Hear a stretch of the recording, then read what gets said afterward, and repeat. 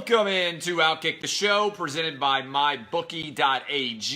I hope all of you are having fantastic Wednesdays wherever you may be. I'm a little bit late today because I had a busy and awesome guest. I had Rachel Bonetta's mom. If you don't watch Lock It In, let me just say this. If you don't watch Lock It In, I think that you are not watching good television and you need to check it out.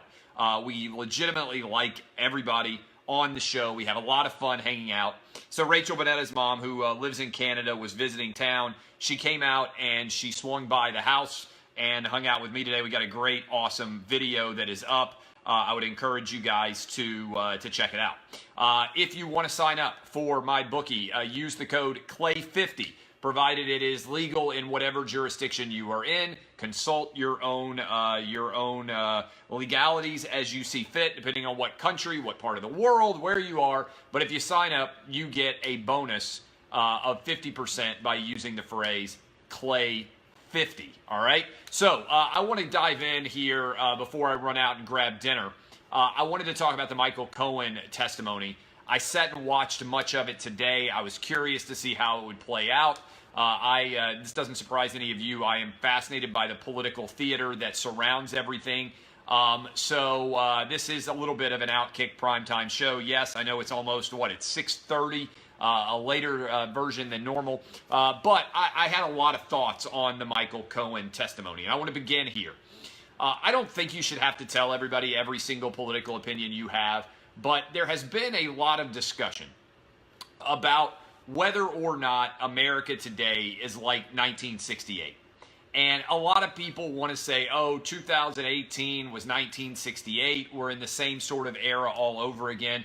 The analogy that I've been pushing back on for a couple of years, and I think is true, is we're actually redoing the 1990s.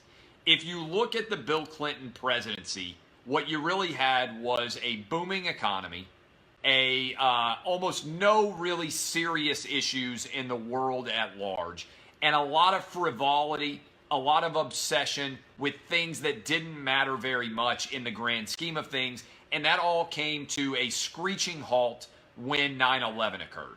And I was very familiar with that era of Washington, D.C. because I was in college at George Washington University from 1997 until 2001, and I actually attended a lot of the Bill Clinton impeachment hearings. I also worked on Capitol Hill as an intern during that time for a Democratic congressman named Bob Clement. I was at the very ground floor of what impeachment was like. I was literally fielding phone calls, people angry, screaming that Bill Clinton had to be impeached, that he had to be removed from office because of what went on with his situation there. I was really, legitimately right at the center of all of it. I vividly remember stacking all the letters, demanding that Bill Clinton be impeached, demanding that Bill Clinton be removed from office. I was as ground floor as you could be, as a college kid, as anybody could be, as a young person in Washington, D.C. during the Bill Clinton impeachment. And what is interesting about that time is I was of the opinion, and remain of the opinion, that one of the things we cannot do in this country is remove people from office based on anything other than like high crimes, treason, and misdemeanor. A very, very, very high level standard of what I believe should have to apply here. So when I was in college, I was an ardent defender of Bill Clinton. I worked and volunteered on Bill Clinton's presidential campaign in 1996. I did not believe he should be removed from office for having an affair with an intern and lying about it under oath, and then trying to get a lot of other people to help him cover up and continuing to lie to the American public for a very long time surrounding that. Okay? My position on Donald Trump is the same. So as I watched this Michael Cohen testimony, I'm not going to be the guy who's going to come out screaming and yelling. I want to be a reasoned analysis here. Everything that has been alleged against Donald Trump is not rising anywhere near the level of removal from office, okay? The payments to mistresses, that's not going to be found to be a federal campaign contribution. And if it is even argued, you need to go back and look at the precedent. John Edwards, who had a baby with somebody he was having an affair with while his wife was being treated for cancer, received far more in excess to keep that story quiet in a campaign contribution. And as a result, he was put on trial for this, and he wasn't convicted. They couldn't convict John Edwards, a Democratic politician who ran as the vice presidential nominee for John Kerry. They are not going to be able to allege that Donald Trump violated federal campaign finance laws by paying off these two women, Stormy Daniels and whoever the other woman was, the Playboy model. Okay? That's not going to happen. It may be a campaign violation. Typically, if you look at the history of campaign finance, and I took campaign finance law in college, it's incredibly rare for anybody to face serious campaign finance charges. In fact, if you want to talk about all the campaign finance issues that took place, go back and read up on all the campaign finance issues that occurred with Bill Clinton during his presidential campaigns, when the Chinese and all this foreign money was rolling in like crazy and actually being donated to the Clinton campaign, okay? It's hard to follow every campaign finance law. Everybody is regularly violating campaign finance law, and that's not because there's necessarily a nefarious impact involved here, okay? So all of that, the signed check, everything else, it's political theater, okay? I don't think that Donald Trump was a faithful husband for any of his wives, but the question that I would ask for you, and I said this back in the day, how many people who've been married 3 times have been faithful to all 3 wives? There's very few men who end up married to 3 different women that were incredibly faithful during that time. I think most of the public has understood that Donald Trump has skeletons in his closet when it comes to faithfulness, when it comes to his own private marital relationships. I also believe this. Michael Cohen was not able to prove that there was any kind of collusion that went on. There is not going to be evidence that Donald Trump colluded on behalf of Russia. Here's something else that I think is important here. The DNC emails were hacked, but the emails were accurate. The DNC emails were hacked because the DNC officials were not smart enough to avoid unsophisticated phishing schemes by foreign nationals. And I am torn on this in many respects when it comes to the law.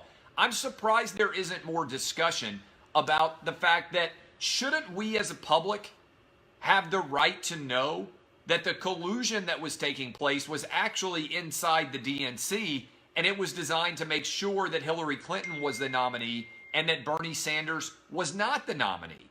Shouldn't that be a story that we should know? I know everybody's focused on WikiLeaks and who knew what and when it was going to come out.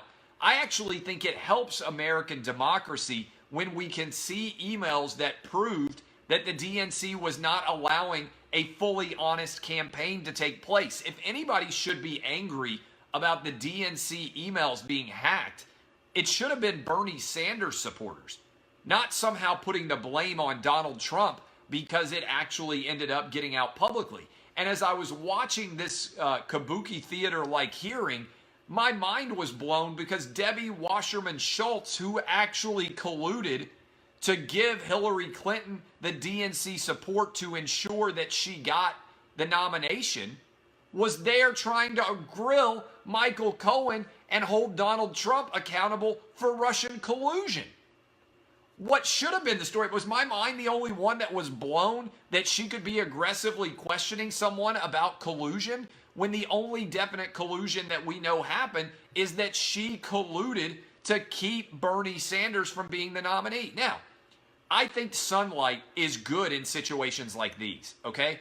If there was a suggestion that there was disinformation or misinformation involved, then I would actually think that was a lot more interesting. But to me, the fascinating component of the DNC email hacking is that it just revealed stories that otherwise would not have gone public and showed misbehavior. And I would say the same thing if the RNC had been hacked and we had found out that the Republican National Committee was in the tank for somebody else.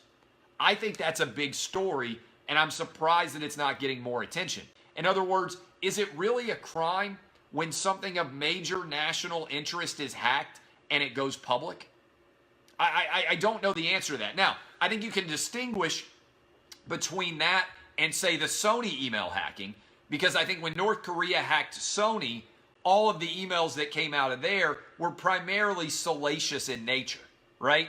But I don't like the precedent being set that if somebody loses their phone and somebody goes through their emails, that unless there's major national interest involved, which I think there was with the DNC story, I don't know how the WikiLeaks thing is a bad story, okay? To me, that is a major, fascinating story, but Donald Trump being aware that WikiLeaks had these emails, I don't understand how that would be a story. Like, this happens all the time. People leak stories to the media all the time. Donald Trump being aware that these emails might come out, I don't think makes sense. Finally, Michael Cohen saying that Trump stood to make hundreds of millions of dollars if there was a building that was built, a Trump Tower in Russia. That just doesn't pass the smell test to me. I don't know about you, but one building making hundreds of millions of dollars on it is insanely rare, okay? And you would have to risk a lot of money to be able to do it. I don't particularly care about that angle of the story either. And I don't think that Russia had any impact in the actual outcome of this election. This election was decided because Hillary Clinton never campaigned in Wisconsin, because Donald Trump flipped Michigan, because Donald Trump flipped Pennsylvania, and because Donald Trump flipped Ohio and also managed to win the state of Florida. The amount of money and interference that Russia poured into this election is an absolute pinprick of the overall money that was spent. So, I say all of this for this reason. There is a 0% chance that Donald Trump is going to be removed from office, and I think an incredibly low percentage chance that he is ever impeached over anything that took place in this election of 2016 or anything else associated with it, okay? That's basic analysis from the time that I spending a lot of time in the Bill Clinton impeachment trial. First of all, being impeached could be phenomenal for Donald Trump because I think it would make the impeachers in the Democratic Party look insane, okay? They would go so far into Trump derangement syndrome that it would work in his favor. On top of that, you have to get 2/3 of the votes in the Senate, 67 votes. That means that a ton of Republicans would have to flip. 20 of them, I believe, would have to flip and vote against Donald Trump. And all of that would have to happen this year because there's no way you're going to impeach a president in an election year, which is next year, okay? Because we're already at March. Next year, everybody's going to say, why would you impeach a president before an election in November? Why don't we just let the American public decide whether or not they believe Donald Trump should be president in 2020 again and win another election? So if you believe that impeachment and removal from office is going to happen, what you're saying is it has to happen in 2019. It has to happen effectively in the next 9 months. There's just a 0% chance of my mind of that all happening in that short time frame of office, right? Especially while this campaign is already starting. So the Cohen testimony was really about the 2020 election.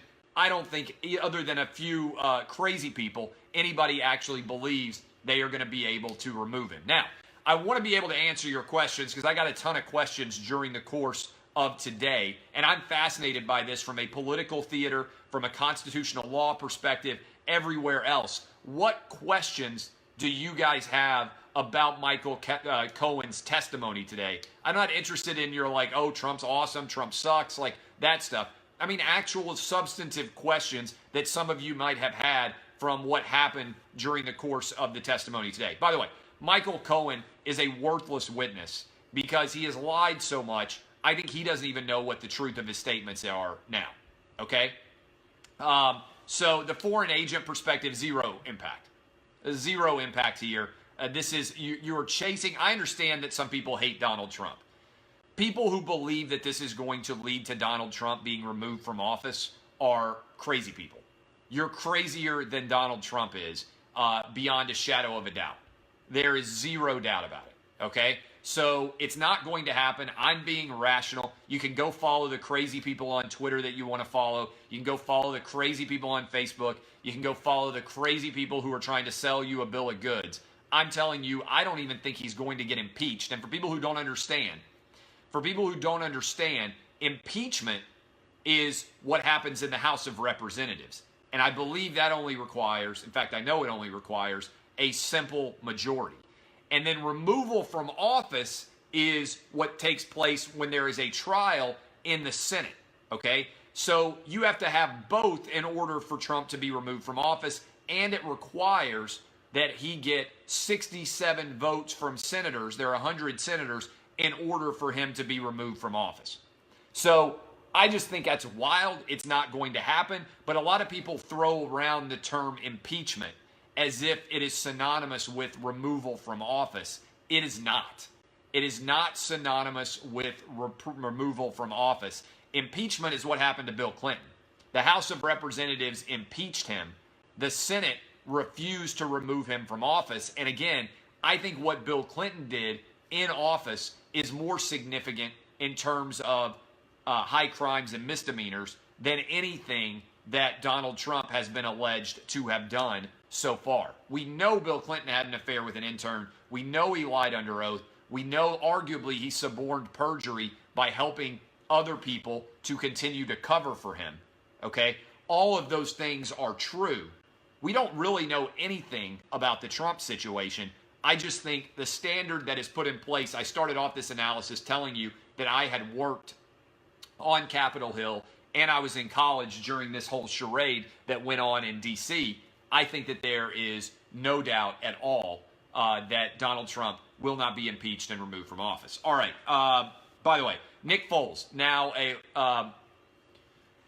I don't also find Michael Cohen to be a useful figure at all. I think Michael Cohen, the answer, somebody questioned him about whether he wanted a book deal, movie deal, Michael Cohen is out for Michael Cohen. He's going to try to make as much money as he possibly can. Initially, he thought that the way he was going to make the most money was based on his connection to Donald Trump. Once his connection to Donald Trump frayed and he was caught lying, then he decided to pivot and now say, oh, I can make the most money by being anti-Donald Trump. He is only out for himself, and I think in some ways that's why he and Donald Trump got along, because I do think that Donald Trump is only out for himself. A bunch of people saying that Nick Foles to the Jags. Does Nick Foles to the Jags officially happen? If it hasn't, he's by far the favorite to be the next quarterback of the Jacksonville Jaguars. That is where I think Nick Foles is going to end up. News today coming out of the NFL Combine that Nick Foles was not going to be franchised. He is going to be able to go out and break down the free agent market. Somebody's going to pay him $20 million, no doubt at all. I think he's going to end up in Jacksonville. OddsShark put out all the numbers. I think that's the most likely place where he ends up. Johnny Manziel officially done with running for the CFL. I think this is about Johnny Manziel moving back to America to play. Be a coup for the AAF if they could get Johnny Manziel to slide into their league. I think that's hard to do in the midpoint of the season now. By the way, AAF ratings doing pretty well. I think that would be hard to do. I think this is about him getting free so that he can play for the XFL. If I'm the XFL, there are 3 guys I try to sign. 3 quarterbacks that are needle movers. I feel the same way about the AAF. Johnny Manziel, Tim Tebow, although it looks like Tebow's going to make the major leagues with the Mets, and still Colin Kaepernick. Those are guys that would make you turn on the television to see how they're going to do. There aren't very many of those guys, but I think millions of people would watch Kaepernick play in the XFL. I think millions of people would watch Johnny Manziel play in the NFL. I think the XFL is going to be successful next year, and I think that is a little bit intriguing. Finally, I'm about to take the family out for dinner here, but I want to say right now, I love my people I work on do Lock It In with. We have an incredible crew. We have a lot of fun. Before I get to that, I got a question from somebody about Fox News. I'm actually going to be in New York next week.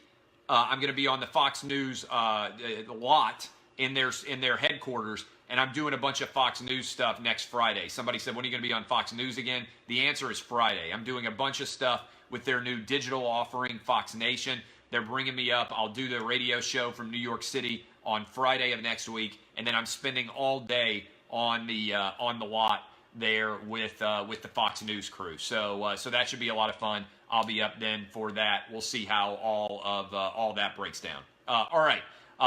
Final thing, again, I love doing Lock It In. If you are not watching Lock It In, following me, Cousin Sal, Todd Furman, Rachel Bonetta, year 2 of the show has been picked up. We're going to continue to roll along. 4:30 Eastern, 3:30 Central, 2:30 Mountain, 1:30 Pacific. Rachel Bonetta's mom came out to visit. She's in Nashville right now. A lot of people ask, how well do you guys get along? Chemistry real? It's all real. We have an amazing time. If you haven't seen that video, it's a lot of fun. Rachel Bonetta is phenomenal, really funny. I think she's like 27 years old. If you aren't following her, go follow her. She's going to have a good, long, incredible career in the world of media. Sal is awesome, and Furman's an asshole, but I like him as well. We are going to be out live. If some of you are going to be in Las Vegas, we're going to be doing live shows from Las Vegas for the NCAA tournament on the Wednesday, Thursday, Friday of NCAA tournament opening weekend. So if some of you are going to be out in Vegas, I know it's a bucket list for a lot of different sports fans. We are going to go out and we will be live there Wednesday, Thursday, Friday. Where exactly we're going to be live, we haven't announced yet, but you'll be able to come, I believe, watch the show, and it's going to be a lot of fun to do it live, so you'll be able to see all of us in Las Vegas doing that show live. If you are there, you're going to have a lot of fun hanging and watching the show. All right, this was a special edition of the show. Busy during the day. I wanted to make sure I knocked out something in the afternoon and evening. I appreciate all of you. Again, we will be in Las Vegas for the opening week of the NCAA tournament with Lock It In, Wednesday, Thursday, Friday of opening weekend. So a couple of weeks from now, when the first round of the tournament is played, we'll be doing live shows out there. It's going to be a lot of fun. I love all of you guys. Kisses. DBAP unless you need to SBAP. I'm out. Tennessee beats Ole Miss today. I got 4 gambling picks for you. I'll tweet them out. This has been Outkick the Show. Kisses. DBAP unless you need to SBAP. See y'all. Love you. Thank you, Facebook. See y'all.